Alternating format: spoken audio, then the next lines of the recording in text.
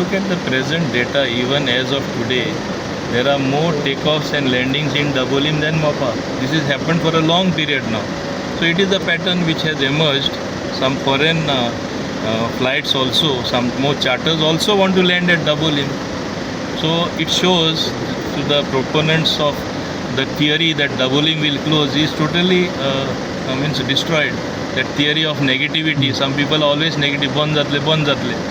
Even ते फ्लायओवराचे controversy केली, कितें जाला जे कोणी ते एफेक्ट जाता ते फ्लायींग तेंचे ल्हान प्लेन आहा नेवीचे, National Highway has agreed to accommodate their view as per the High Court direction, and there they will lower it and take whatever steps necessary.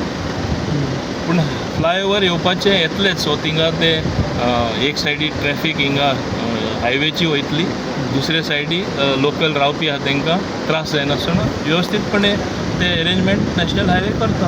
Okay, thank you.